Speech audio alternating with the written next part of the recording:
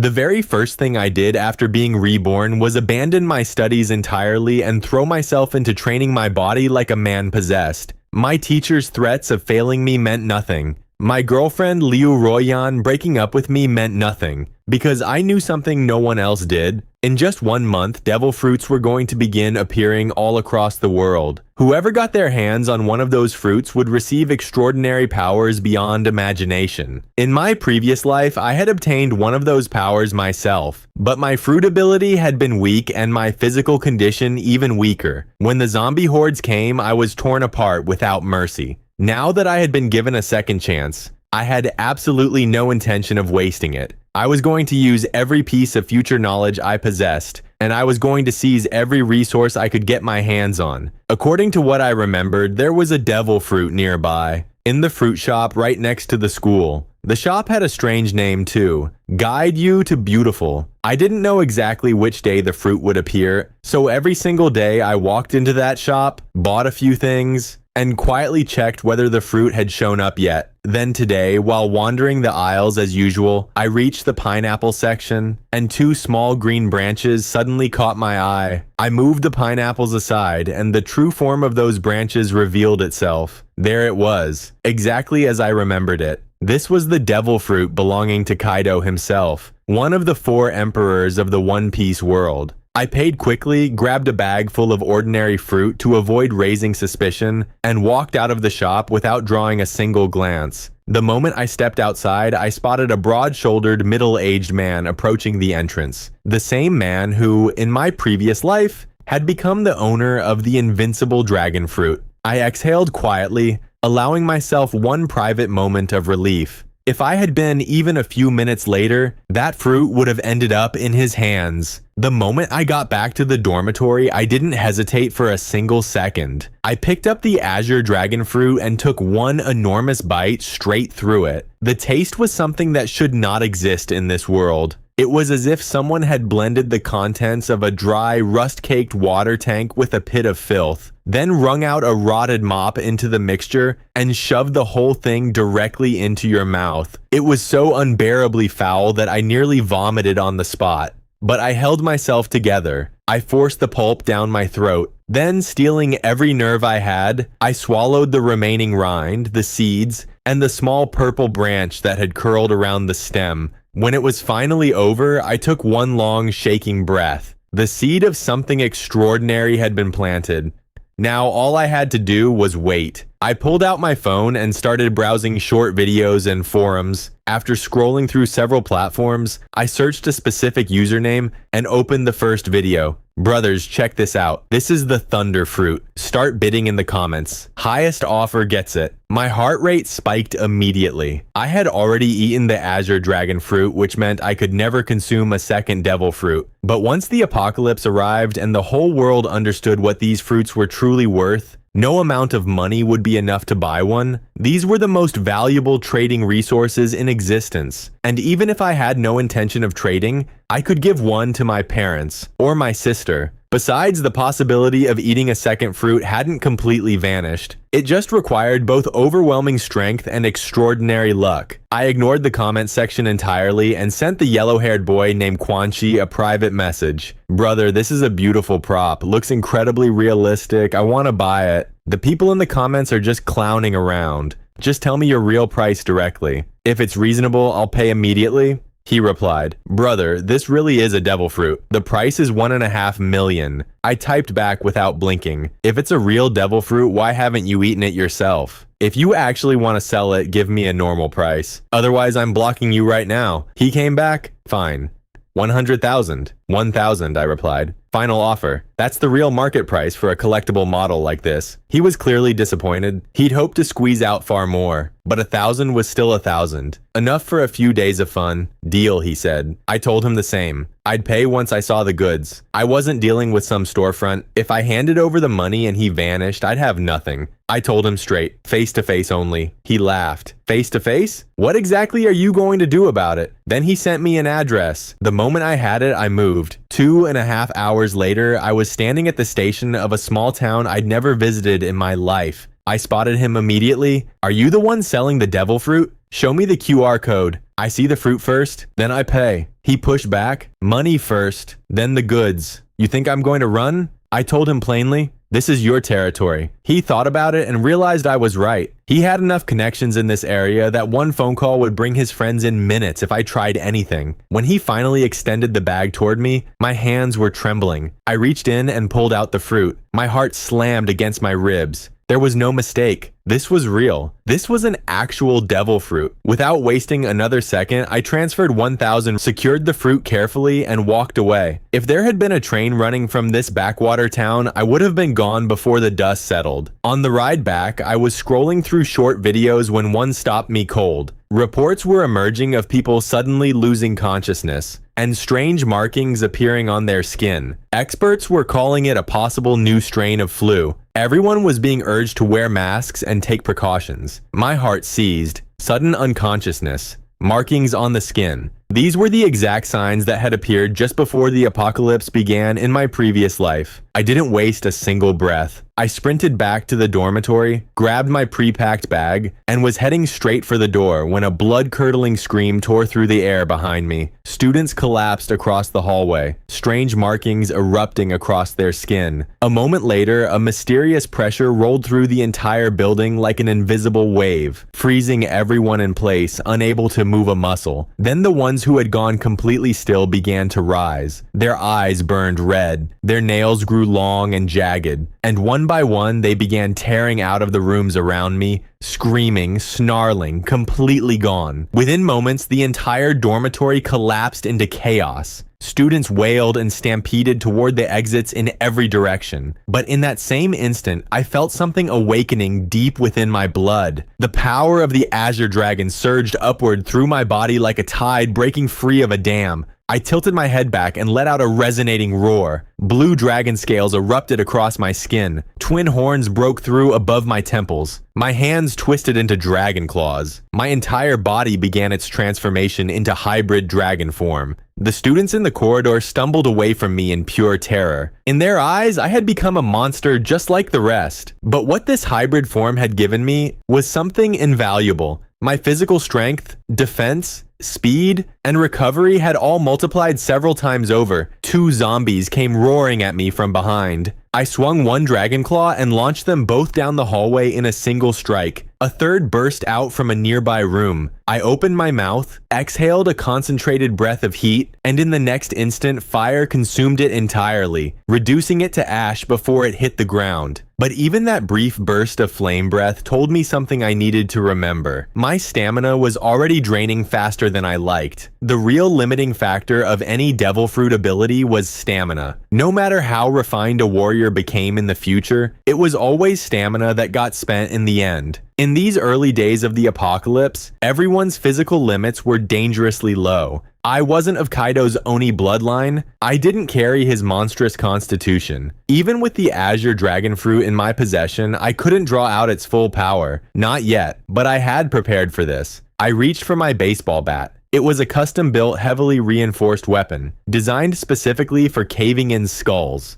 I swung it once and lightning crackled along its length in a steady pulsing current. The Azure Dragon Fruit commanded 3 elements, a refrigeration and wind, fire, and lightning. It wasn't a Logia-class fruit, but for enhancing the raw destructive force of every strike, it was more than enough. I carved my way down the corridor, zombie after zombie, dropping under every swing, and the surviving students began to notice. With each one I put down, they got a little more breathing room, a little more space to run, to think, to survive. My lightning-wrapped baseball bat crackled and hummed through the air like something out of a legend. Nearly every zombie in front of me fell in a single hit, but I didn't let myself get lost in the momentum. I kept moving downward, fast and deliberate. I had 2 goals burning in my mind and nothing else mattered. First, get home at any cost. In this life, my parents and my little sister were never going to suffer humiliation and pain the way they had before. Second, reach 100 zombie kills as quickly as possible,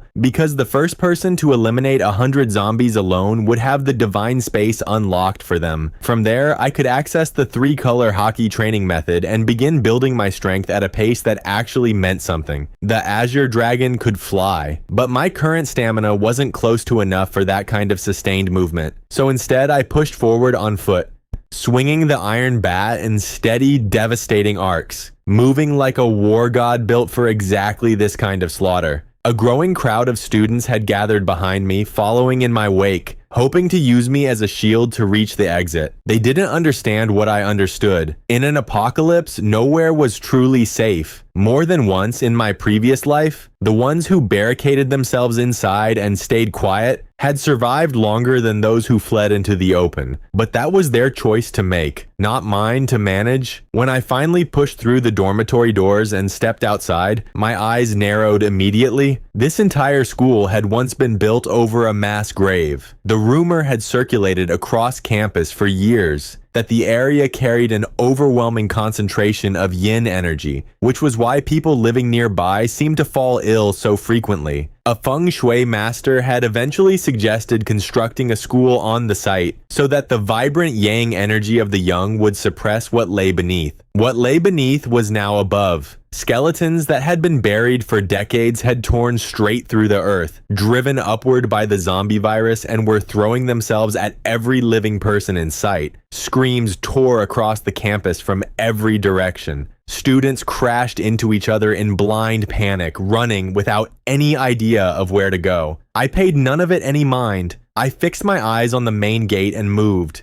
Zombie in my path, gone. Skeleton monster cutting across my route, crushed. I didn't slow down for any of it. Then just as I reached the school gate, everything stopped. Not just me, everyone. The fleeing students, the charging zombies, the skeleton figures mid-swing, all of it locked into perfect stillness, as if the entire world had been suspended between one heartbeat and the next. Then darkness took my vision entirely. Divine descent. Devil fruits have arrived. Divine space activated. When my eyes opened again, I was somewhere else entirely. There was no time here, no direction, no sense of physical space, only two luminous screens floating before me. One large, one small. The larger one read Divine Shop. The smaller one read Personal Panel. I knew these. In my previous life, I had become intimately familiar with both. This was an opportunity granted by some unknown higher power. A space where techniques, equipment, skills, and resources could all be purchased with points. Then an announcement rang out. You are the first individual to eliminate 100 zombies. You will receive a divine reward. You have accumulated 100 points within 10 minutes of the apocalypse beginning. A special reward will therefore be granted. 3 choices materialized in front of me. The first was the perfect fruit, an upgrade that would bring my Azure Dragon Fruit to its complete and absolute state. Every side effect would be eliminated. Sea stone and seawater would no longer affect me, and I would be able to consume a second devil fruit without destroying my body from the inside out. The second was Haki Genius. No training required, no points needed. 3-color Haki would awaken in me immediately and continue growing on its own even without practice. If I trained actively, the growth rate would double. The third reward was the Zombie Slayer Divine Weapon. Fruit, Haki, or weapon. One choice. That was the rule. The first and third rewards would spike my combat power immediately. The second would build slowly, but its ceiling was in a different universe entirely. In my previous life, no matter how far the apocalypse progressed, Haki had never once become obsolete. It had never been outgrown, outpaced, or made irrelevant. I stood there for a moment, letting the weight of the decision settle. Then Kaido's words surfaced in my memory. Haki is the true foundation. Roger and Garp had no devil fruits, neither of them.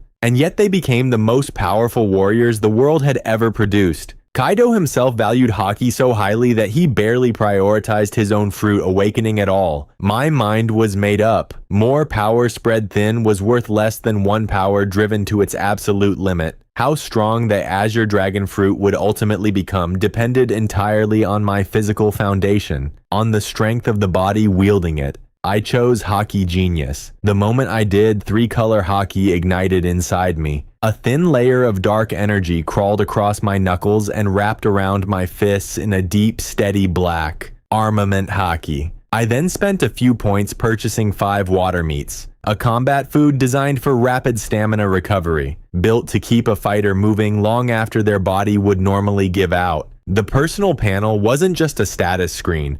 It functioned as a communication device as well. When human civilization had begun fracturing in my previous life, It was through this panel's communication system that people had held on to any connection at all. It had dedicated channels, and already voices were flooding in. Dozens of conversations breaking out at once from people across the city trying to make sense of what was happening. Then the announcement came. Space connection is terminating. From this point forward, the divine space may be accessed at will through thought alone. Darkness swept across my vision one more time. When I opened my eyes, I was back in my body. Zombies everywhere. Panicked students and teachers scattered in every direction, crashing against each other, screaming into the chaos. I shoved a water meat into my mouth, chewed fast, and pushed hard toward the school gate. Then every instinct in me screamed at once. I twisted sideways without thinking. The ground where I had been standing split open a half second later, and a skeletal arm tore upward through the earth.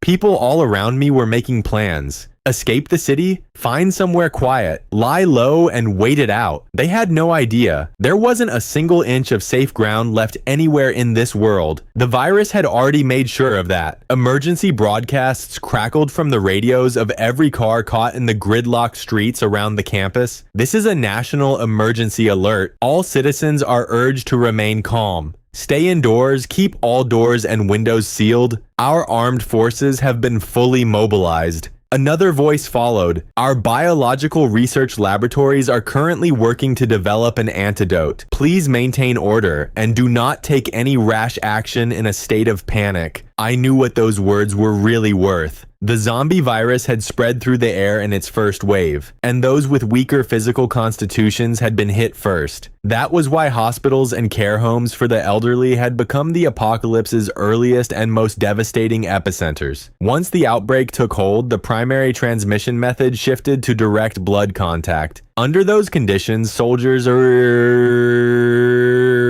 whose physical fitness placed them in a completely different category from ordinary civilians had a much lower chance of infection, which meant that in these opening hours, the military was still capable of functioning and responding, but I knew exactly how long that would last. If the army wanted to eliminate zombies at any real scale, they would have to use firearms, but using firearms meant no points, and without points, soldiers couldn't grow stronger. Meanwhile, the zombies kept evolving, relentlessly, unstoppably, until they reached a level where conventional weapons couldn't touch them at all. As the undead grew stronger and the military grew weaker, civilization collapsed faster with every passing hour. In this apocalypse, there was only one real path forward. Every human being had to become a warrior. Every surviving person had to fight. This wasn't a disaster to be waited out. It was a survival competition, and only the strong would advance. My car was already moving fast down the road. When zombies stumbled into my path, I didn't slow down. I drove straight through them. Then my phone rang. I picked up, and my little sister's terrified voice came through the speaker. "Brother, where are you? There are zombies everywhere out here. I'm so scared." I kept my voice steady. "I'm fine. What about you? Are mom and dad okay?" She let out a shaking breath of relief. "Mom listened to you. She took the day off early and picked me up from school. Dad is still at the hospital, but he says he locked the office and he's safe for now. Brother, you really are a prophet. If you hadn't forced mom to take that leave, we might already be dead out here." For the past month, my sister Yao King had been thoroughly confused. Every day, I had been sending large quantities of daily necessities home. Food, supplies, everything I could think of. Every time the family asked why I was stockpiling so much, I gave them nothing. No explanation. They also had no idea where the money was coming from. The truth was that I had no money of my own. Earning that much in a single month through normal means would have been impossible. But when the apocalypse was already coming, what reason did I have to fear debt? I had taken out loans from nearly every online lending platform I could find. If convincing my parents hadn't been such a problem, I might have mortgaged the house itself. The divine space existed, so I didn't need to hoard excessive resources. And what I had stored was strictly for emergencies. We were still talking when a luxury car ahead of me swerved to avoid a zombie that had leaped into the road, flipped, and slammed across the lane. Within seconds, a chain collision tore through the traffic behind it. Vehicles piled into each other in a cascading wreck, and people died where they sat. I had known something like this would happen. There was no stopping now. I grabbed my backpack and my baseball bat, transformed into Azure Dragon hybrid form, burst straight through the roof of my car, and launched myself into the sky. Clouds and haze swallowed my massive dragon body as I climbed. The people below who witnessed it froze in place. Staring upward at the apocalypse they thought they understood, and finding something they hadn't even imagined. The crash below descended further into chaos, but I was already gone, cutting through the cloud layer, angling hard toward home. Between bursts of flight, I reached into my backpack and forced down water meat to keep my stamina from bottoming out. My current strength wasn't enough to sustain continuous flight for long. Eventually, when the last of my water meat ran out, I descended and shifted back to human form. No zombies in the immediate area. I entered the divine space without hesitation, exchanged for 5 more water meat, loaded them into my backpack, and checked my inventory. 5 water meat and 1 spare fruit. That was everything I had on me. I ate one, but I didn't fly again immediately. Water meat could restore stamina, but leaning on it continuously actually accelerated consumption. And there was something else it couldn't restore at all: mental fatigue. I pulled up the map and assessed my position. I needed to reach a highway and get hold of a vehicle. Once I had my direction locked, I transformed again and flew for 10 minutes before a major highway came into view below, packed with cars racing in both directions. My target was a heavy-duty off-road SUV. Several people on the road below had already spotted the Azure Dragon cutting through the sky. Phones came out immediately. Videos started uploading to the Divine Space communication channels. Friends, I just saw a dragon, a massive Azure Dragon, at least 10 meters long. Someone replied almost instantly, "That has to be Kaido's Azure Dragon Fruit. Whoever got their hands on a mythical beast fruit that powerful is unbelievably lucky." Then another message appeared.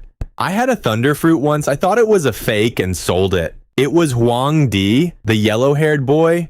He was sitting somewhere drowning in a regret so deep he could barely breathe because he had sold a real thunder fruit for 1,000 rupees. Flying over the highway, I was about to fix my eyes on a particularly solid-looking off-road SUV when something caught my attention at the roadside. A large tree stood at the edge of the highway, and nestled in its branches was a faint but unmistakable shimmer. I had already anticipated that most of the devil fruits appearing in this world would be standard Zoan types. But mythical beast fruits weren't nearly as rare as people assumed. Every culture, every civilization across human history had its own legends. Divine beasts, mythical creatures, demonic monsters beyond counting. Every single one of those legends could serve as the foundation for a new mythical beast fruit awakening in this world. I reached out with one dragon claw, plucked the glowing fruit from the branch, and tucked it carefully into my bag. When my points reached 1,000, a new function would unlock in the divine space: devil fruit identification. With it, I could determine a fruit's ability before consuming it, and avoid wasting a transformation on something useless. The cost was steep though, a full 1,000 points per identification. I was positioning myself to descend toward the SUV when a large truck ahead suddenly jackknifed violently and rolled onto its side. 3 zombies crawled out from the wreckage and began attacking the surrounding vehicles. Nobody on that road had the nerve to stop. One driver floored the accelerator and drove directly over the zombies, then began swerving left and right trying to shake them loose, triggering yet another chain collision in the process. I gave it one glance, then descended toward the overturned truck. Shifting into hybrid beast form, I grabbed the side of the vehicle with both hands and, drawing on the Azure Dragon's raw physical power, forced it upright in a single motion. The strength granted by the Azure Dragon Fruit was genuinely terrifying. I climbed into the cab and took the wheel. As I drove, I slowly became aware, through the rearview mirror, that a long line of vehicles had fallen in behind me. They were following the truck. I said nothing and did nothing about it. As long as they stayed out of my way, they could follow wherever they liked. The road kept breaking down around us. I stopped periodically, stepped out, cleared the zombies, and got moving again. At one of these stops, a heavyset, wealthy-looking middle-aged man approached me with a practiced smile. "If you protect me, I'll pay you whatever you want." I turned and looked at him with a cold, flat stare. "Take one more step and you die." The man's legs gave out beneath him. He dropped to his knees on the road without meaning to, because in that moment, the dragon form radiating off me and the kingly aura pouring from my presence felt to him like something that had reached down from a completely different plane of existence. Standing before me, he felt as though a supreme ruler had descended from another world entirely. I had released froze the people around me where they stood, rooting them to the ground with pure instinctual dread. But fear of death is a powerful thing. It can make people do almost anything. A strikingly beautiful, mature woman gathered her courage and stepped forward. Even in the middle of the apocalypse, she had kept herself immaculately put together. She smiled and said softly, "Handsome, could you take me with you? I'll give you whatever you want." I kept my expression completely flat. Get lost. I was already dismissing my dragon form and climbing back into the truck when a tall, broad-shouldered man cut through the crowd and moved fast toward me. Realizing I wasn't going to stop, he spoke quickly. "Sir, I've read a lot of apocalypse novels. You're extraordinarily powerful. But don't you think building a base will require people? My name is Linka. I don't have any special talent, but I have strength. A lot of it. I'm a combat coach. I can be useful to you. I guarantee it." I stopped, turned, and looked at him. I stood there with my hand on the doorframe, thinking it through. He wasn't wrong. Civilization and social order were going to collapse completely very soon. If I intended to survive the apocalypse long term, I needed a base of my own. The zombies' growth rate was ferocious. There was no way I could protect my family alone indefinitely. The moment Linky saw me considering it, his face lit up. He didn't waste a single second. He dropped his bag, abandoned his car, and left everything he owned right there on the road. He was afraid that one moment of hesitation would cost him the chance entirely. He was careful enough not to assume permission to sit up front. Instead, he used his considerable physical strength to haul himself straight up into the cargo area at the back. Watching Linka's success, the others began to feel a flicker of hope. They told themselves I wasn't completely heartless after all. The wealthy middle-aged man opened his mouth to try again.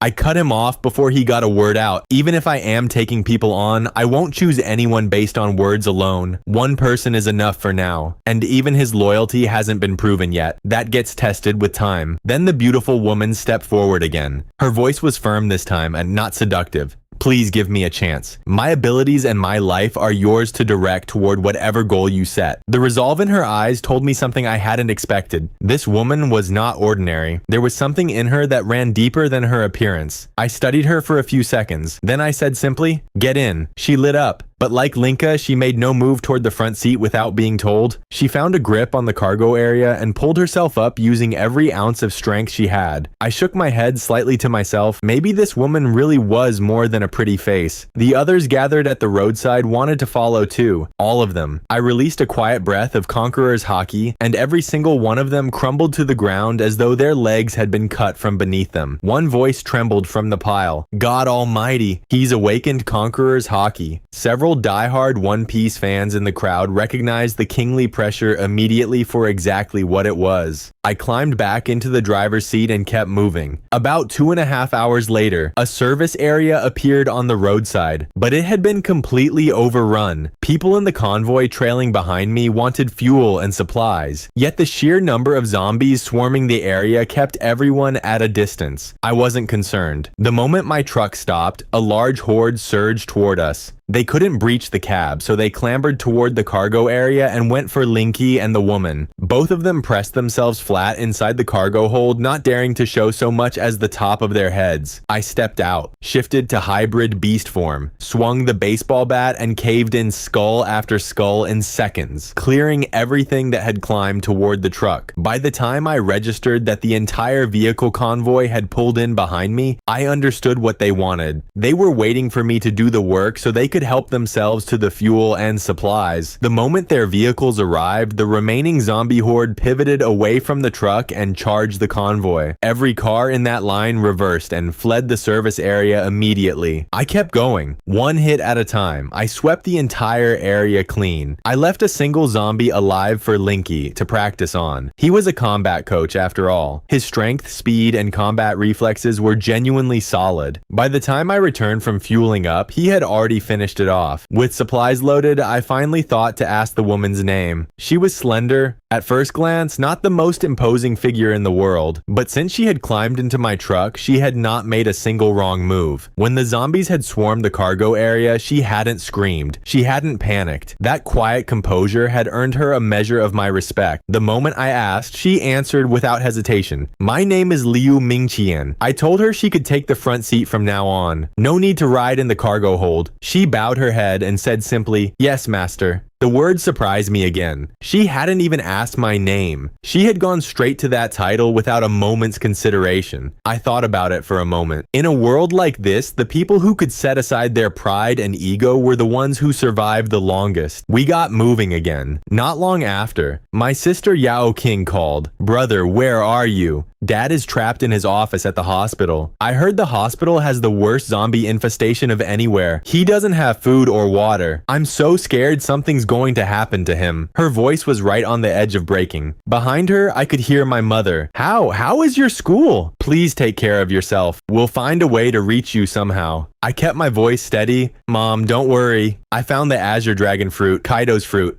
The moment Yao King heard the name of a devil fruit, her fear dropped noticeably. We stayed on the call together for a full hour before I hung up and immediately dialed my father. I told him I had become an ability user. I told him I was coming. I told him to stay inside the office, barricade the door, and do nothing until I arrived. On the other end, trapped in that office, Aohai had been pushed to the edge. No food, no water, and zombies hammering at the door without stopping. He was drifting between exhausted sleep and half-consciousness when my name lit up on his screen. Seeing my name woke him up completely. I switched to video call and let him see me in dragon hybrid form, clearing zombies without slowing down. Only then did the tension leave his face entirely. He guided me through the hospital layout to his office, and I moved fast. 12 zombies were working on the door when I arrived. Several sections had already splintered through. The only thing keeping them out was a barricade of tables and chairs stacked from the inside. Without that, my father would have been gone long before I got there. I swung the bat, a few seconds, and all 12 were down. Then one solid kick opened the door. My father looked rough, exhausted, and hollow-eyed, but he was completely unharmed. That was all that mattered. He ate a water meat while looking me over. So this is the devil fruit ability you and Yao King were talking about. While trapped in that office, he had spent hours going through the Divine Space's communication channels, watching videos and discussions. He had already built up a working picture of One Piece and devil fruits. I laughed, crushing another zombie that had wandered in and said, "What do you think, Dad? Pretty cool, right?" He smiled. "Very cool. You little troublemaker." Since the apocalypse began, he had watched countless people die right outside that window, that his entire family was still alive and intact. That was the only thing in the world that could have made him smile like that. On the way out of the hospital, I noticed faces peering from behind closed doors and shuttered windows across multiple buildings. When they saw Aohai walking free beside what looked like a dragon in human form, and when they watched how easily that figure dealt with everything in his path, the calls began. "Aohai, save us too, please." A flicker of compassion crossed my father's face. "How? These are my colleagues. They have nothing. Can't we help them?" I answered calmly. "Help them and then what? Do I deliver each of them home individually? And if they make it home, does that mean they survive? There's no safe place for any of them to go to?" I left the voices behind and kept walking. We collected Linky and Liu Mingqian from the room where they had been sheltering, clearing the zombies at the door and breaking it open in a single strike. The moment they saw me, both of them said it at the same time. "Master." My father's eyes went wide. On one side stood a mountain of muscle, on the other a strikingly beautiful woman, and both of them were bowing to his son with complete sincerity. The look on his face was impossible to misread. What on earth has this boy been doing out there? Even with 2 lifetimes worth of thick skin, I felt something warm climb up the back of my neck. I tried to sound natural. They're like younger siblings I picked up on the road. My father's expression made very clear he believed none of it. I decided not to elaborate. We all reached the truck. I put my father in the front seat and sent Liu Mingqian back to the cargo area. When we finally pulled up to the house, Yao King took one look at Liu Mingqian and her mouth fell open. "She's beautiful. And did she just call brother master?" Then she looked at Linka. "And who is this human tank? Someone tell me he's special forces and I'll believe you. He's calling brother Another boss? Liu Mingqian was standing silently behind me with both hands folded in front of her like a perfectly composed attendant. Linka looked deeply uncomfortable, friendly by nature, but this was his boss's family, and he had no idea how to position himself. It was my mother, Liu Yuan, who saved the situation. She smiled warmly and said, "Everyone must be hungry." The moment she had heard that her husband and son were on their way back, she had abandoned sleep entirely and spent the entire night cooking so that we would come home to something warm. She hadn't expected 2 additional people. The food was going to run short. The canned goods I had stored in advance saved the evening. She opened several cans and turned them into a full dinner without breaking stride. When I saw Linka and Liu Mingqian still standing off to the side, I waved them over to the table. Linka was already moving when Liu Mingqian spoke. "Just give me a can of something. I cannot sit at the same table as master." The room went completely still. Yao King's eyes bounced back and forth between my face and Liu Mingqian's with increasing speed. Then a mischievous grin spread across her face. "Oh, I understand now. This is what flirting looks like." Before she finished the sentence, I gave her a light knock on the head. She clutched the spot with tears in her eyes and immediately tried to bite my hand. After dinner, I reached into my backpack and set 2 devil fruits on the table. I currently have 2 fruits. One is the thunder fruit. The other one, the ability is still unknown. Pick one. Both Linky and Liu Mingqian went very still. They hadn't expected anything like this to be in my possession. The want in their eyes was unmistakable. Yao King grabbed both fruits immediately and examined them from every angle with barely contained excitement. After a long moment of deliberation, she handed the thunder fruit back to me. I stared at her. "You're not taking the thunder fruit?" Logia elementalization is practically untouchable in the early stages. And the other fruit, we don't even know what it does yet. Yao King smiled. "The divine space sells a demon removal potion. It eliminates devil fruit side effects and lets a person eat a second fruit. Brother, you're strong enough to get that potion. The thunder fruit is more valuable in your hands. I'll take the unknown one." I thought it over, then said, "Fine, but let's identify it first. If the ability is worth having, go ahead and eat it." Devil fruit identification unlocked after 1,000 points. Yao King didn't know that. She had no points yet, but I had cleared zombies from the school all the way to the hospital, and my count had already pushed well past 1,000. Yao King shook her head quickly. 1,000 points is way too many. She didn't wait for my response. She picked up the golden corn-colored devil fruit, bit off a large chunk, and swallowed it before I could say another word. My stomach dropped. I hadn't expected her to do it that fast. If this turned out to be a weak ability, there would be no going back. No second chances, no way to undo it. But it was done. She had already swallowed the pulp. All I could do was close my eyes for one moment and hope, genuinely hope, that whatever power was now taking root inside my little sister was something that would keep her alive.